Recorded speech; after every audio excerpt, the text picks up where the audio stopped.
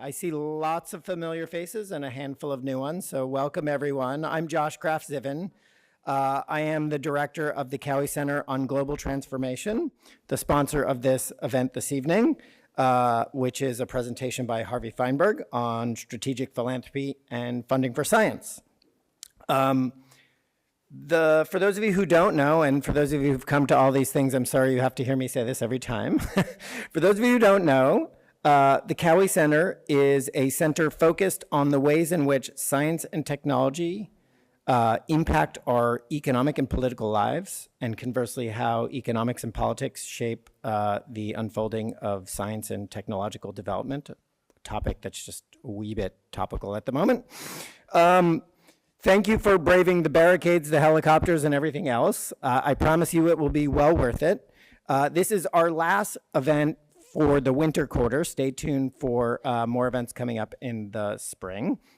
I want to also thank, there are many people in the community who support the efforts and activities at the Cowie Center. Most importantly, I'd like to thank Erwin, who's sitting with us, and Joan, who were tremendously generous in supporting this center from its very initiation all the way through to today. So thank you, Erwin. We really appreciate it.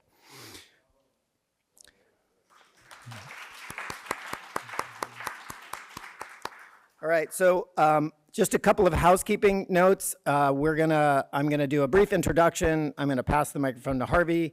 He is going to speak for a little bit for a spell uninterrupted. We're gonna save our Q&A till the end.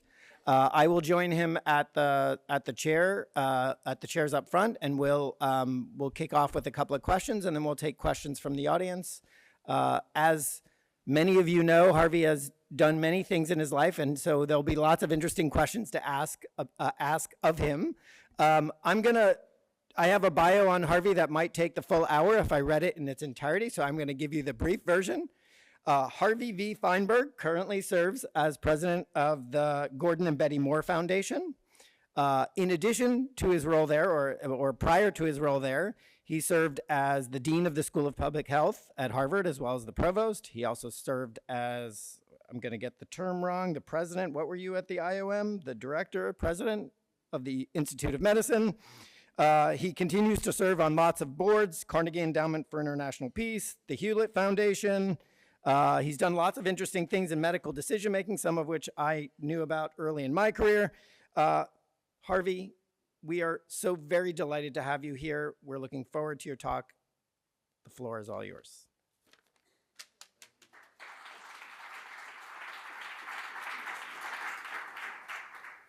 Josh, thank you so much for your kind introduction, and thank you for inviting me to be part of this Fellows program here at UCSD. I have to thank Erwin as well, because I know he was instrumental early in the program. Bob Kahn, Peter Cowie, others who somehow crafted together with you the idea that it would be okay for me to come and spend a few days with you. And I can tell you after just a couple of days how valuable it is for me to be able to interact with the faculty and the students here at UCSD. I wanted to talk with you about a subject that we had planned some time ago on the role of strategic philanthropy in science. And I wanted to use the example of the Gordon and Betty Moore Foundation, where I'm not currently the president, to illustrate the ways in which philanthropists can think about their philanthropy and the ways in which it can be carried out in the fulfillment of objectives, in this instance, related to science. So in my remarks this evening, I want to cover a little bit about thinking about philanthropy and how it can be carried out, and then talk a little bit specifically about the way Gordon and Betty Moore decided they wanted to structure and conduct their philanthropy, and then illustrate how that is working, particularly with some of the support for science and the way that we approach our philanthropy for science. Now, Gordon and Betty Moore founded the foundation, the eponymous foundation in their name, 25 years ago. So we're actually celebrating this year our 25th anniversary of grant making at the Moore Foundation.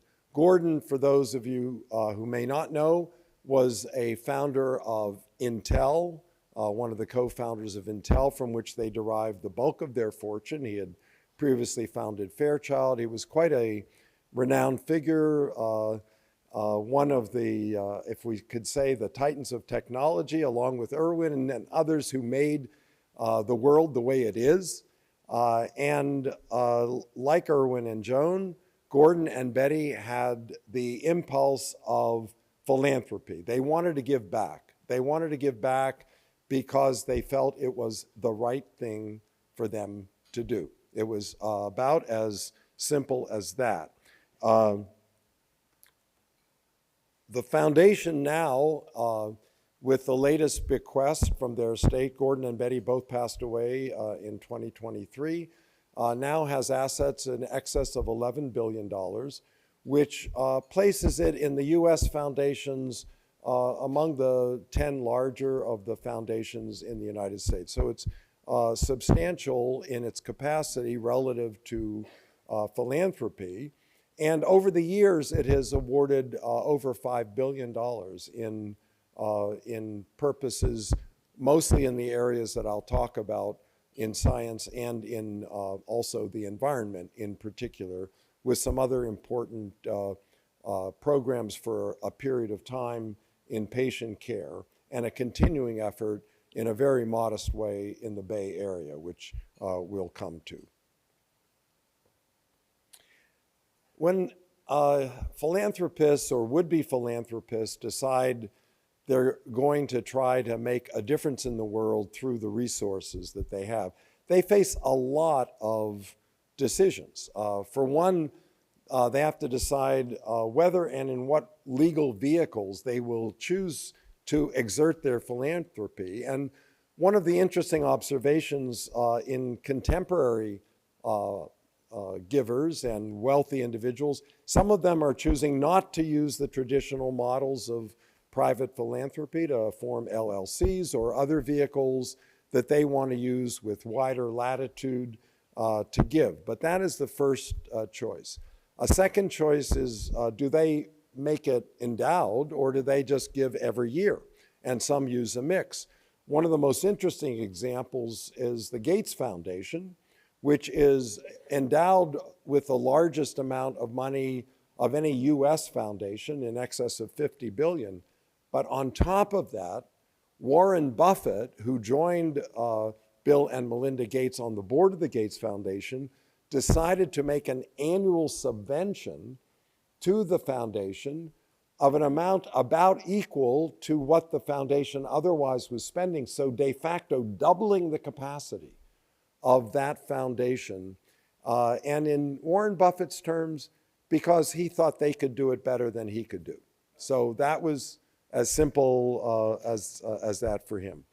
Foundations vary dramatically in what they choose to support. It's entirely up to the benefactors. Do they support children? Do they support the elderly? Do they support the arts? Do they support education?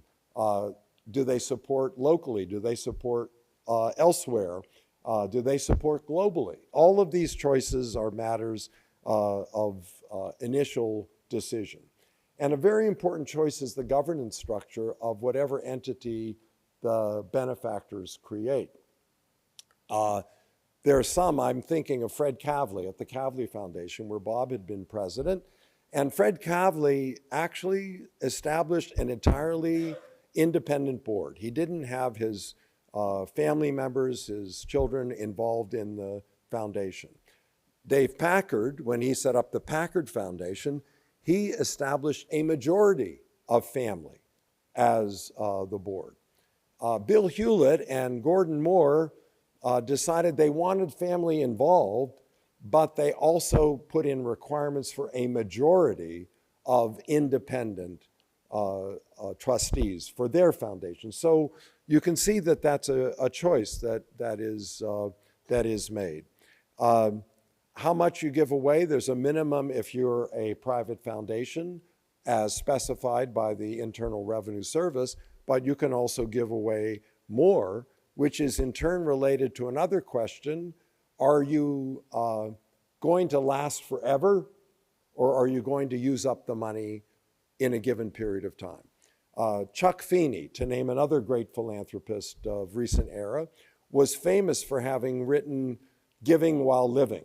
And Chuck Feeney's ambition was to have his last check bounce. And he actually gave away everything before he passed away. And he was a very interesting philanthropist because the Atlantic philanthropy that he started in its earliest years was completely secret. One of the requirements if you received a grant from Atlantic was you must not divulge the source of the money. That was a rather extreme requirement, but that was Mr. Feeney's conviction about the way he wanted to conduct his philanthropy. And of course, the values, the principles, the approach that you put forward are also the kinds of choices that you make. And finally, this choice as to whether you're a grant maker or exclusively that, or whether you're an operating foundation or exclusively that, is a choice that you can make and you can change from one to the other. The Kaiser Family Foundation, for example, was at one time a grant-making foundation, now entirely an operating foundation. The Simons Foundation, while it's mainly a grant maker, has a very substantial investment in the Flatiron Institute. Similarly, HHMI, the Howard Hughes Medical Institute, operates Janella campus as an in-house operation for science, particularly in neuroscience, and it also funds scientists elsewhere. So these are choices, and I'll describe some of the particular choices that Gordon and Betty made in a moment. I want to just contrast at two kind of extremes what I would call responsive philanthropy as distinct from strategic philanthropy. And I'm using strategic philanthropy as applicable to independent foundations. It's also sometimes used for corporate philanthropy, for giving that actually directly relates to corporate objectives. But here I'm speaking of it in terms of foundations and how they choose to give their philanthropy. By responsive philanthropy, I mean you're meeting a need. People are hungry, you're going to feed them. In strategic philanthropy, you're looking to the future to achieve some change in the world or an outcome that you are striving to create. In responsive philanthropy, it's really usually about helping people. Now, it can be helping animals, or it can be responding directly to other needs, but mostly it's about helping people.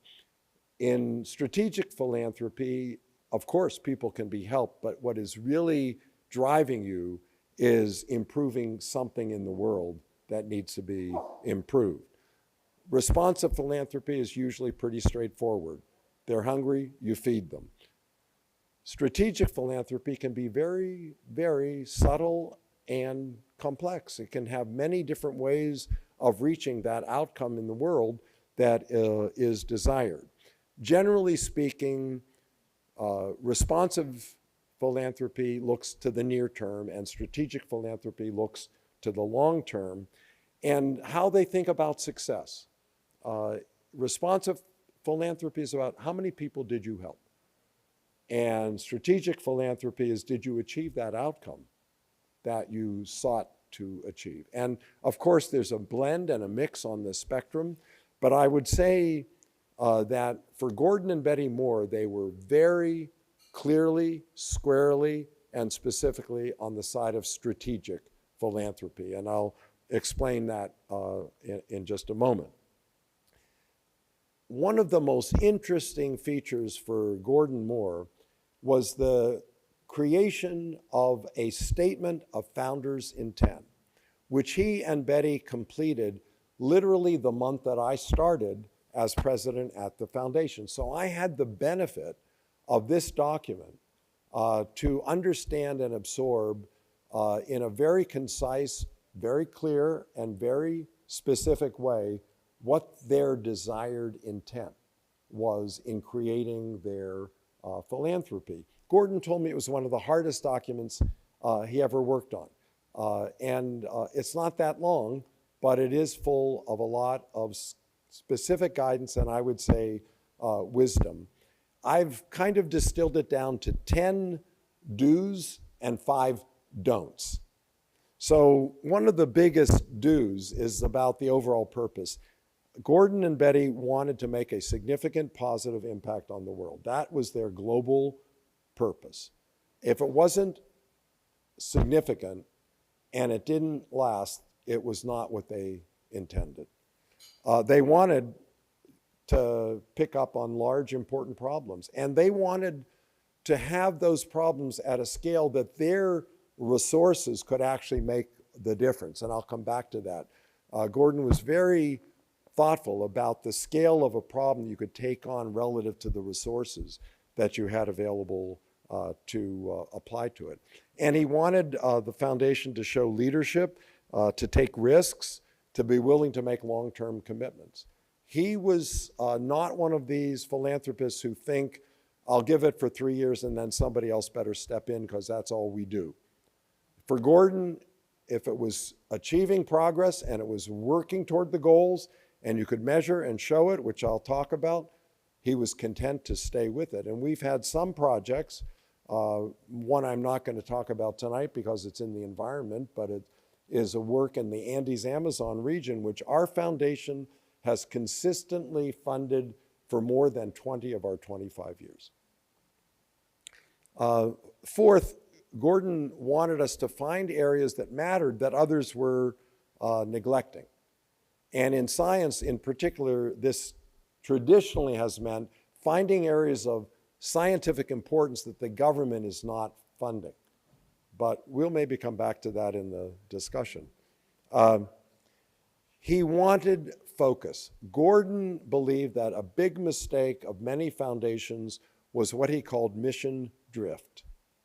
And even today with our board, if you want to kill any idea, you just characterize it as mission drift, because that is anathema to our way of thinking about focus. And I'll explain some more about areas that were some hard choices where our board has chosen to narrow down rather than expand because it believes it's very important in order to achieve its goals. And of course, the goals had to last. It had to be durable.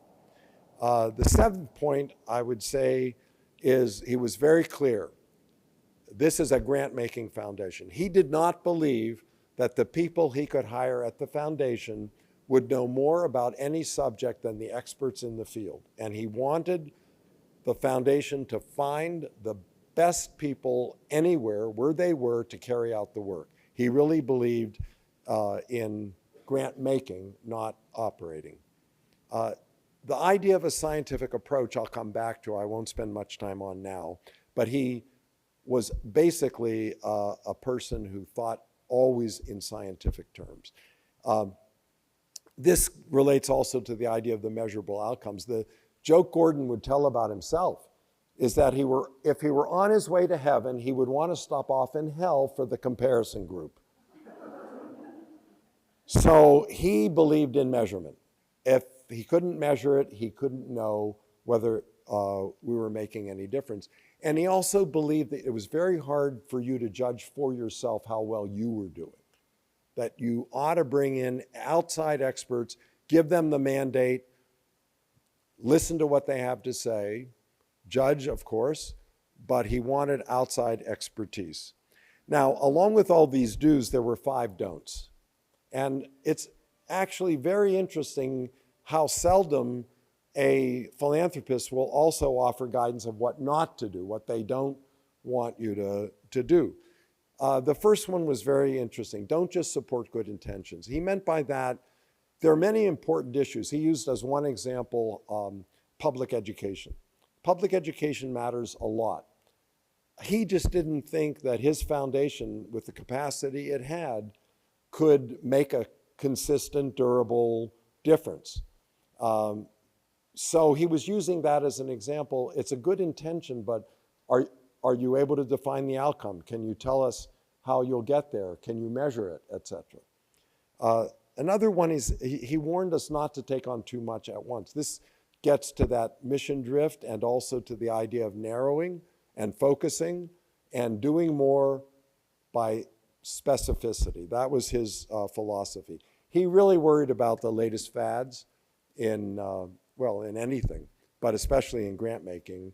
And there are fads, like in any culture and in any industry, there are fads. And he warned against pursuing fads. And he was specific about some areas that he didn't want the foundation to work, like in religious activities or on civil disobedience. He didn't think that was appropriate. But my favorite negative admonition is the last. Do not jerk the grantees around. I can't tell you how important that is for staff at a foundation to remember. I keep telling our staff that the worst answer you can give an applicant is maybe, and wait, and then maybe.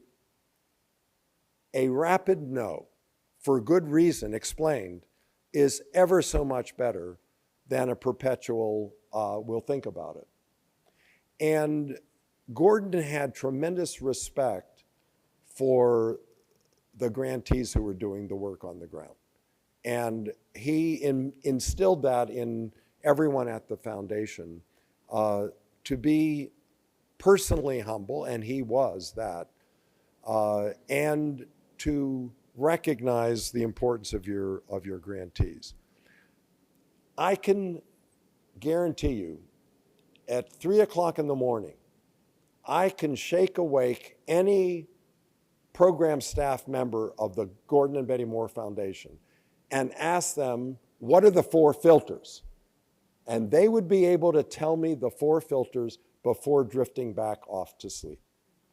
Because these are really instilled as the key questions to help decide whether you do a single grant or whether you undertake a major multi-million-dollar initiative. The first filter, is it really important? Is this going to produce a large positive benefit if it worked? The second filter, can we make the difference? Is it something the Gordon and Betty Moore Foundation is the right place to support it and can actually see its way clear to making the difference? I would actually say this second filter is the most telling filter we apply. It's where a lot of important things don't quite get through this second filter. The third is, are you going to be able to measure against the goals?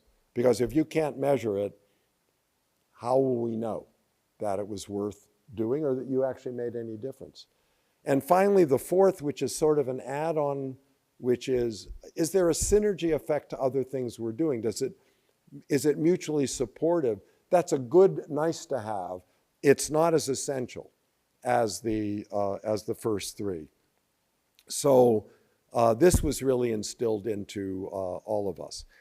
Today, our foundation works only in 3 areas. And you'll hear we did have a patient care program as well, but it was one of those things after a period of time that the board decided it could responsibly conclude and redeploy the resources for science and environment, the 2 main areas we care most about.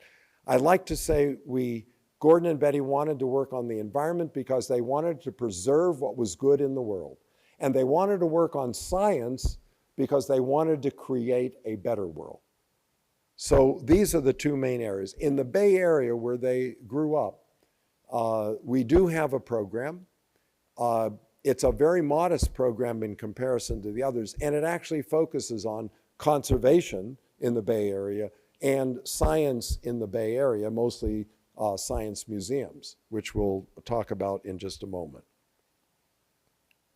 Now, I want to give you some illustrations about science at the Moore Foundation, but it was only 6 years ago that our science program was actually recognized by the Chancellor's Award for Philanthropy here at UCSD.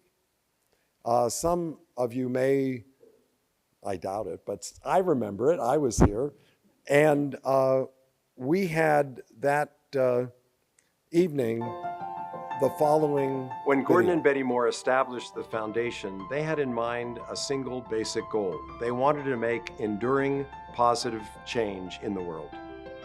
I have never met anyone who had a higher value per word uttered than Gordon Moore. He doesn't say that much, he just does a lot. The foundation focuses on 4 areas. Our 2 most important in terms of size are environmental conservation and science. Our other 2 areas are patient care, where we try to improve the experience and outcomes for patients, and a Bay Area program in which we try to give back to our local community. Our foundation in our science program often looks for areas that are underdeveloped and have tremendous potential. Marine microbiology was one such area. All of our sense of the ocean as this amazing soup comes from the explosion in marine microbiology that was seeded by the Gordon and Betty Moore Foundation.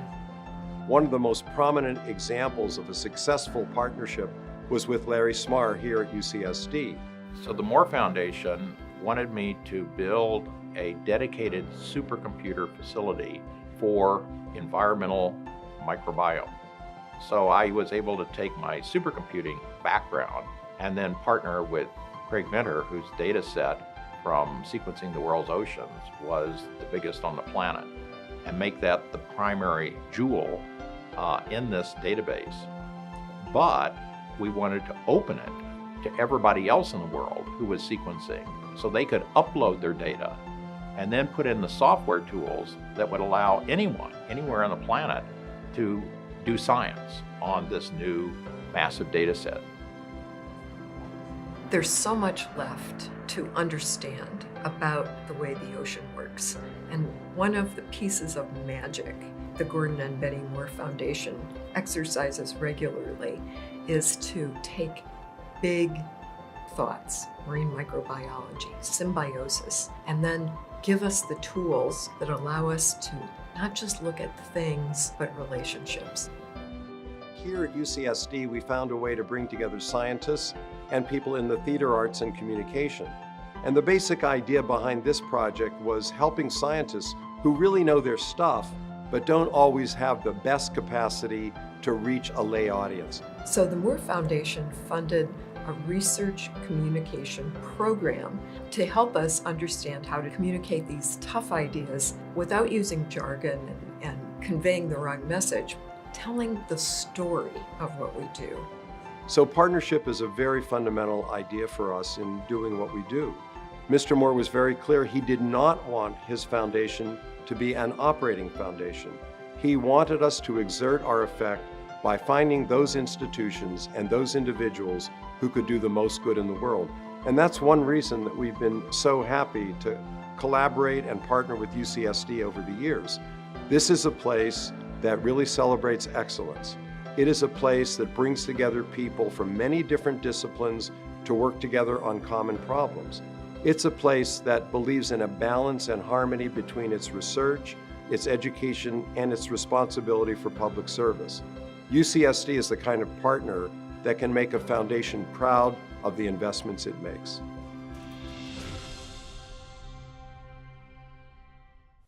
I still think that's true, and it gets more true every year. What I wanted to say now is to cover briefly some examples, because I know we want to have time also for discussion. So let me just say that science at the Moore Foundation really applies in 2 different senses. we take a scientific approach to everything in terms of looking objectively, looking at evidence, judging according to where the evidence points. And science is also the object of our grant making, a major program. So it has that duality. Most of the science that we support is really natural science. So it's about physics and astronomy, it's about biology, it's about instrumentation and cross-cutting science, and it's also about the ecosystem that supports science. And that last is especially important, honestly, in these days. So let me just give some quick illustrations. First is the Experimental Physics Investigators Program. The Experimental Physics Investigators, if I were to summarize it, it's the physics counterpart to the Howard Hughes biomedical investigators. The idea is give people 5 years of support, give them freedom, give them the money at the critical moment of their careers, at mid-career, early mid-career, and give them the flexibility to adapt to new insights and new findings. And we're now in our 4th cohort. It's a very exciting program for us, and we think it's really making a difference and an impact on the field. I'm going to skip over the points I was just making about this. Another very important program in physics, Emergent Phenomena in Quantum Systems.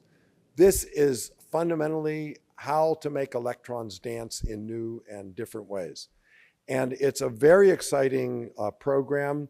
It includes a number of grants to investigators as well as establishing centers of quantum theory. It includes grants for equipment, and it also has a community building effort to bring our investigators together on a regular basis to promote collaboration and particularly bring disciplines together. So it's another very exciting program. A couple of examples that have come out of it.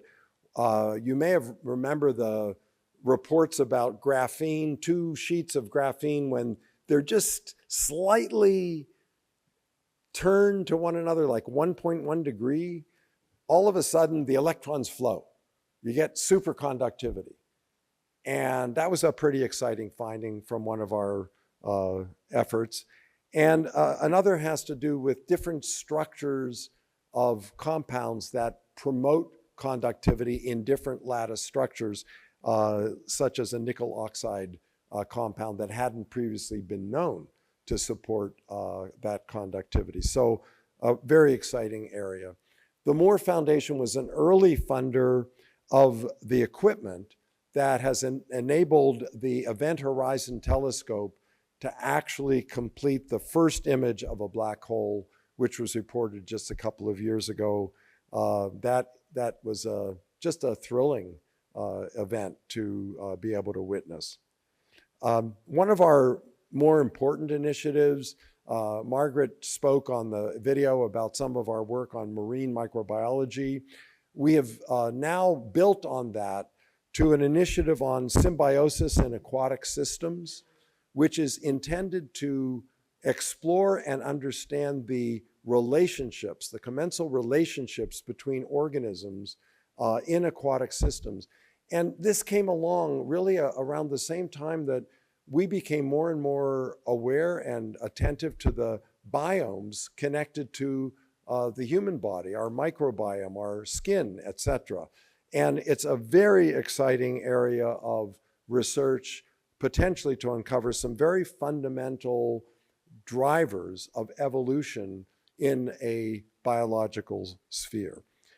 One of my favorite projects, which is in the instrumentation category, is the idea of creating an accelerator on a chip.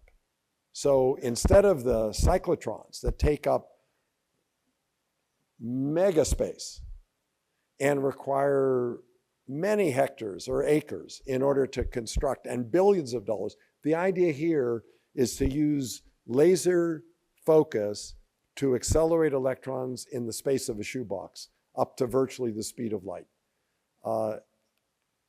It may not completely work, but it's already produced some very interesting breakthroughs. Gordon said science is intrinsically interesting and occasionally has very practical implications. And one of the very practical implications is the early earthquake warning system that the Moore Foundation helped lay the groundwork for. 15 seconds may not seem like a lot of time, but it's enough time to stop the elevator. It's enough time to stop the operation in the operating room. It's enough time to drop, take cover, and hold on. So it matters, and it's now an operational system. Moore Inventor Fellows was a program that was really designed for a 10-year investment to create 50 Inventor Fellows in honor of the 50th anniversary of what's called Moore's Law. Gordon Moore, very famously projected the density of microprocessors on chips so that they would double them every year and a half or 2 years. And that was later called Moore's Law. It held true for half a century. In any event, these inventors are phenomenal in their own rights. They're inventions dedicated to improving science, changing the environment, or enhancing patient care.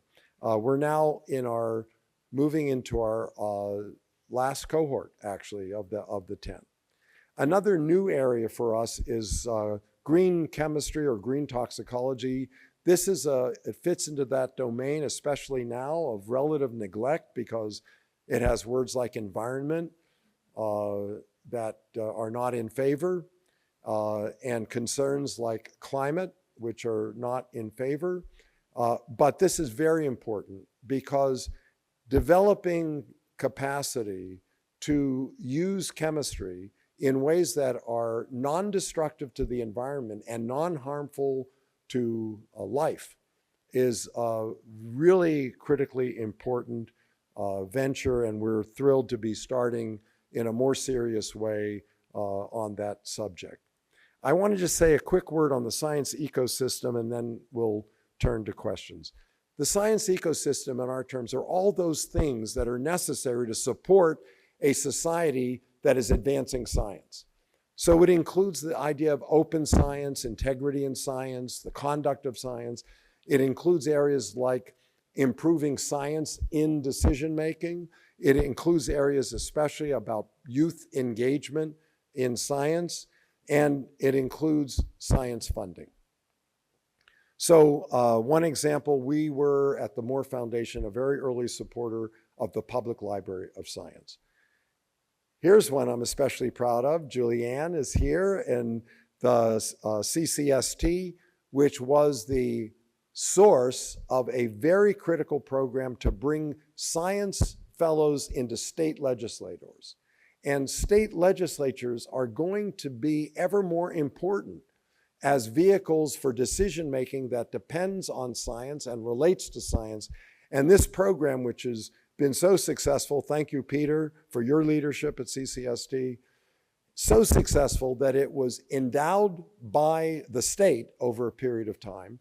And we at the Moore Foundation have now made a further investment to try to replicate this in states all across the country who are ready and willing to make the same kind of access of science to legislators. Public engagement with science, I just talk about a couple of these. How many of you use iNaturalist? At least about half of us. I really highly recommend it if you're interested in learning about anything you see in nature. I'll just comment on a couple of these special programs.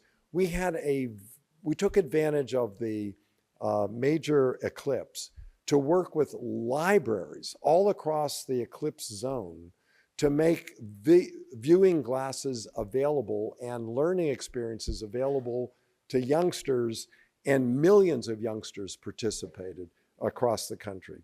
Operation Outbreak is a fantastic learning system for children in school all the way through high school, and it could be used, in my opinion, for departments of public health, but that's another aspect of its application. Basically, it's an AI-based simulation of the way pandemics can unfold based on decisions made in real time by the players. So you're part of it, and you get to see what happens. And it is really informative, exciting, and a very important contribution. We support in the Bay Area 5 different science museums that we think are very special places for public learning about science. And there's some important programs we have here as well. And finally, I just want to say, to point out that over the last decade and a half, funding from Philanthropy for Science has grown apace. Bob Kahn was instrumental in starting the Science Philanthropy Alliance. It's now grown to more than 40 members. The alliance is comprised of like-minded philanthropies that care and are committed and engaged in support for science. Today, it's more important than ever. And perhaps that's a great lead for our discussion together. Thank you all so very much for including me in the program and for being with us today. I'll just finish with a final thought from Gordon and Betty Moore. They hoped if they were to come back in a decade or even a century that the foundation would be recognizable. They know we'll be doing different things, but they want it to be innovative, rigorous, risk-taking, efficient, humble, and focused on measurable results. And I hope that we can live up to that expectation. Thank you all very much.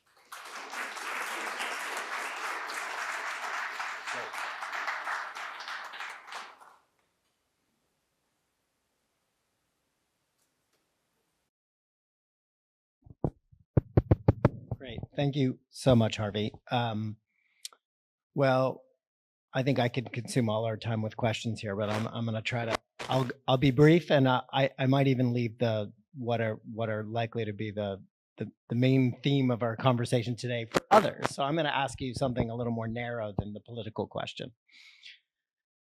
You emphasized Moore's commitment to measurability, to risk-taking, and to, you didn't quite use these words, but to being instrumental in terms of its investment. I wonder if you could say a little bit about how you or the foundation or others in this space think about measuring or assessing risk and instrumentality when assessing whether a project fits that. So we have lots of definite, in your prior career, you spent a lot of time thinking about risk and how we define risk. So how do you define that from the foundation's perspective, and how does that influence, how do you measure it, and how does that influence the investment? In all of our assessments of prospective grants, our staff develop a section on risk and mitigation strategies. Sometimes the risk is about the core scientific risk. This is a very novel idea. It may not have merit. It might not work. It's still very fresh and untested. It's too wild and weird for the NSF, but gosh, if it worked, it would be a game changer. So that risk is recognizable, but it is not mitigatable. You take the risk knowing. On the second side, though, you could say, is there risk that the principal investigator leaves or that the team breaks apart? How stable are they? As the organization have the capacity to manage the resources? Is there risk on a legal side? Are there risks, especially on our environment program, from political change and opportunities for the regulatory environment to disrupt the plan? So we try in each instance to be very explicit about the risk and to identify where we are either knowing that we're taking it or that we are taking the following mitigation steps in order to reduce those risks. So that's how we approach it. Great. I'm going to grab one more, and then we're going to pass around the microphone, so get ready to throw up your hands. So I imagine we're going to talk a lot about the current political moment and the role that philanthropies might play, as we did last night. I'm going to ask a specific question here that's a little bit different than the one we talked about last night, and that I suspect is the one that's going to come up in our conversation. So there's a big question about what happens to all the science and all the projects that the federal government appears to be divesting from, and I want to hear about that. But I'm wondering if you have thoughts on what happens to the scientific talent that is being let go, and whether there is opportunities for philanthropy to play a role in helping to redeploy that scientific talent. Not the projects, not the scientific investigation, but the investigators themselves who are now all on LinkedIn looking for employment. Yeah, it's a very telling question, because one of the greatest risks of this apparent attitude and set of actions that are undermining support for science is what it will do to the pipeline of rising scientists, particularly young scientists, never mind the high school students who are thinking about science, but I'm talking about the graduate students, the postdocs. And I would say that if you step back and said, well, what are the ways that philanthropy could usefully step up, and where, this would be a very prime contender. It's not the only thing that would be a claim on philanthropy, but let's be clear, there's no substitute for the federal government in science in the United States. There's no alternative if we wish as a nation to continue to be a fount of progress. Never mind whether we're concerned about being overtaken by others, simply if we want our own society to improve. And nothing that the philanthropic sector can or should do is replacing the critical importance of federal funding for science. So I just want to make that very clear. Having said that, philanthropy is always in the business of looking at what others are not doing and then finding the need. Well, if before, let us say, to take this specific example, there was ample funding for many graduate students and postdocs, and now the landscape has changed because in this immediate period there is not. And the risk in the very near term is greatest. So you look at how quickly do you reverse course, what's at greatest jeopardy. This would make a case very powerfully for attending to that gap, but it doesn't change the criteria that foundations use as much as it's a recognition of a change in the reality of the environment in which philanthropy is being exerted. Great, thank you. We're ready to turn to all of you folks. Anybody want to? I can keep going. There's a microphone. So could you talk about how you maintain continuity for the foundation itself in its leadership, and how you allocate your portfolio of the 4 major areas, and what kind of continuity do you have just from the fact that your funding kind of goes out a few years? So are you replacing projects at some sustainable and predictable rate? And how do you maintain the talent to evaluate these grants and how they go forward? What's the organizational structure, or how do you manage that?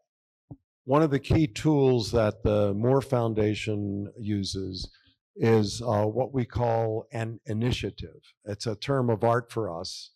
It means a defined commitment of money for a defined period of time to achieve certain outcomes or to foster certain developments in science.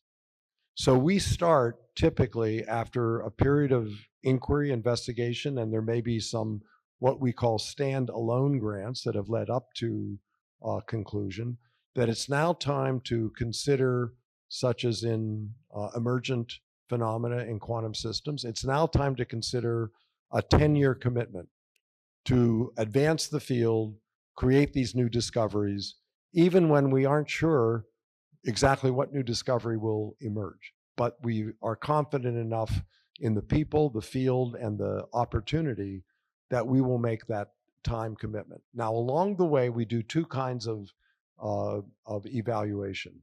One is what we call the internal strategic review. This is conducted by our own key staff with the help of an internal team that is separate from the program staff called the Adaptive Management and Evaluation Team.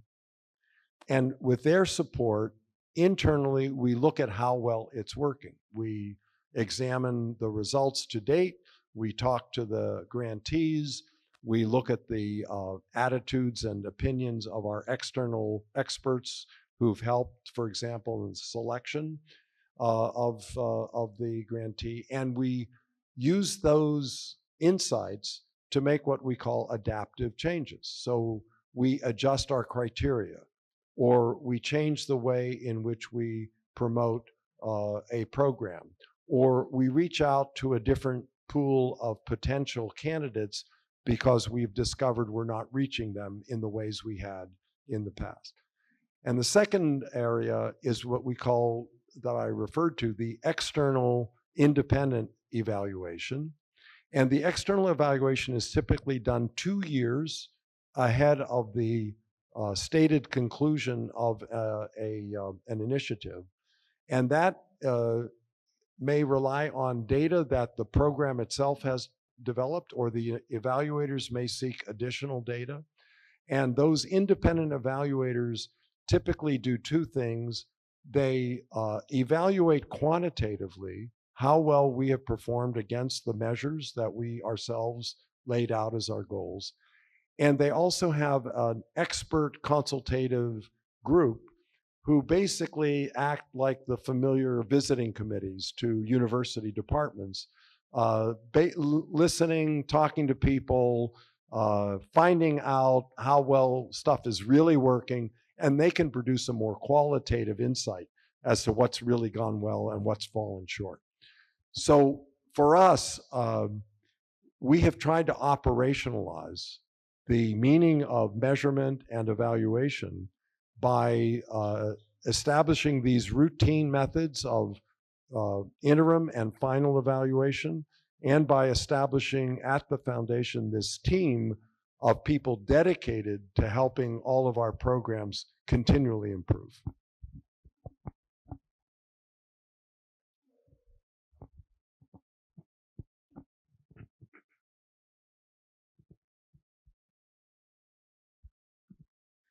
Harvey, first of all, thank you. That was really amazing talk and quite enlightening for me.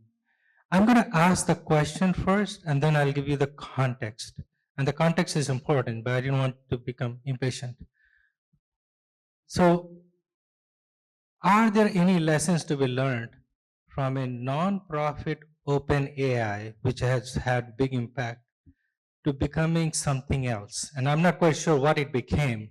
Stapling up two things or two independent things or whatever. The context is the following.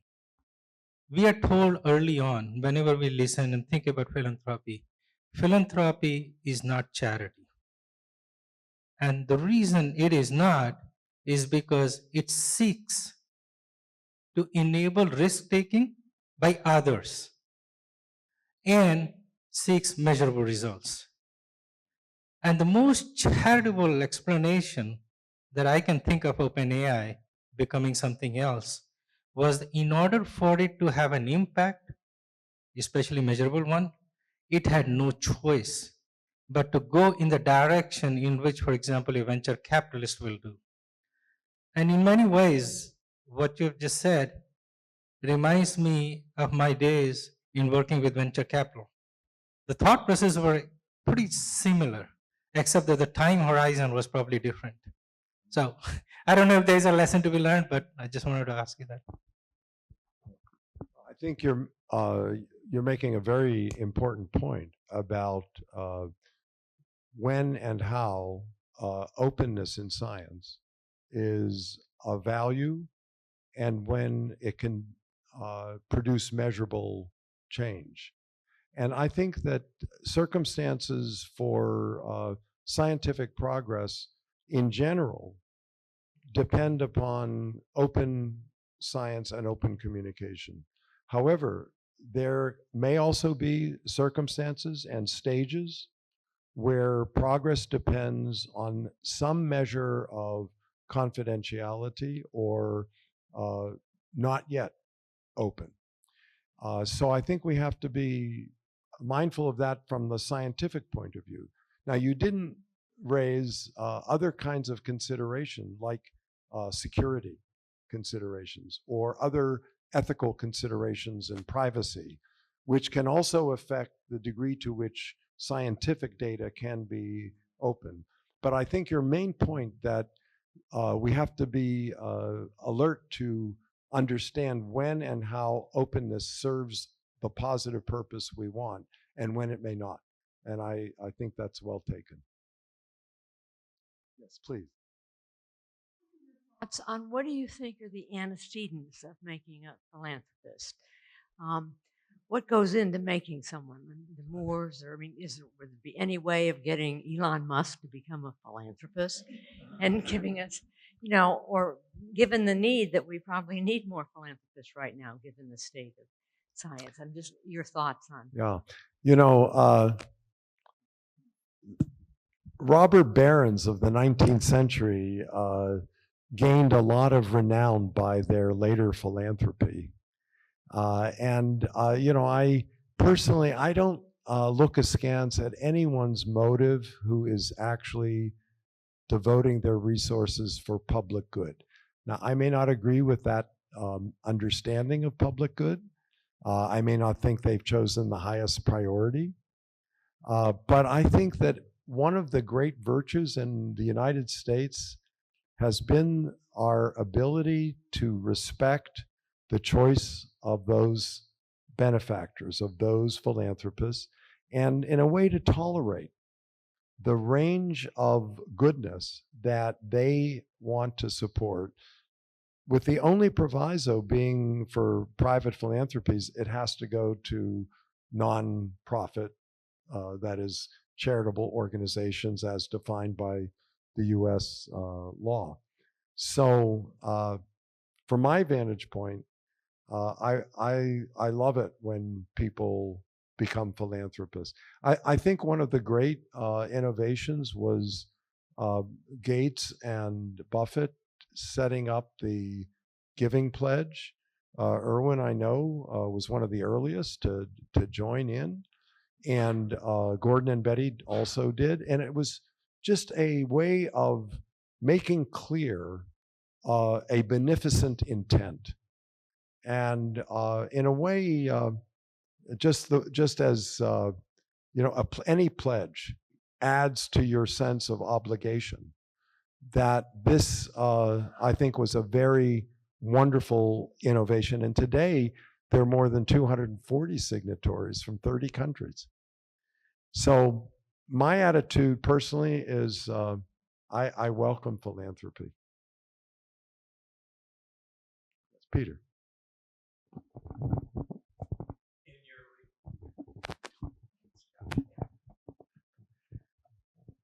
In your story of the Moore Foundation, you suggested, perhaps indirectly, that there are areas that, under current circumstances, philanthropy may invest in because they are areas where the topic will be of less political favor, climate obviously being one. But there is another issue that's involved in what seems to be an emerging preference in the Trump administration about science, and that is the balance between the early stage basic research that your physics investigators or quantum work have supported, and the movement towards sort of the downstream application work. And think of the number of people in the technology advising structure in the early Trump administration who are really in that area of, if you would, immediate demonstration testing effects with technology. At the same time, philanthropy has been showing a great deal of interest in that downstream work in its philanthropic giving. More and more of these large gifts have a significant part in their gift to science for essentially translation to commercialization. And so my question to you is, at a gut level, should this philanthropic community be having a conversation about, maybe just as it will have to devote resources to neglected areas like climate, that it's going to have to change its allocations to reinforce the upstream work on basic fundamental science and engineering? Thank you, Peter, for the comment and very telling question. The balance of investment in fundamental research, translational research, applied research has been a long-standing matter of debate and discussion. I can recall when, for example, the Congress was very interested in making sure the National Institutes of Health would do much more in translational research, because they were impatient to have the fruits of new insights in genetics to be applied to help cancer patients. Indeed, there is a lot that could be done to accelerate the translation of basic findings to application. My personal view is we have to expect in industry that there will always be a predominant emphasis on the applied area, because that is the way industry gets the most rapid return. Recognizing that that ecosystem of science depends on fundamental work that undergirds those applications, it has traditionally been understood that the public, acting through the government, has a responsibility, especially for advancing fundamental science and understanding of our natural world in all of its expressions. I hope that that is not lost, because that remains a public interest. When it comes to philanthropy, my honest view is, it depends on what the philanthropist wants.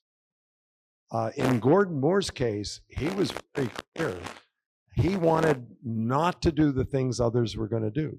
And he himself believed deeply in basic science, and so he wanted basic science.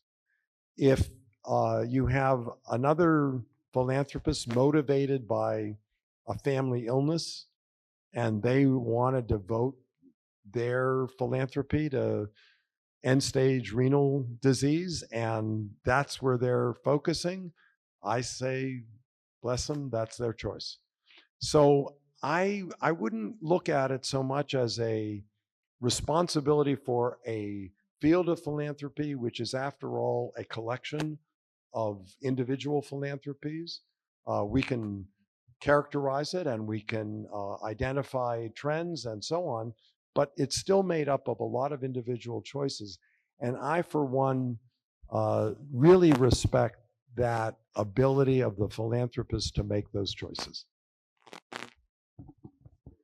I'm afraid we need to end it there, but let me start by saying we have a reception just outside the door here, so we're all going to linger, and please continue to have conversations.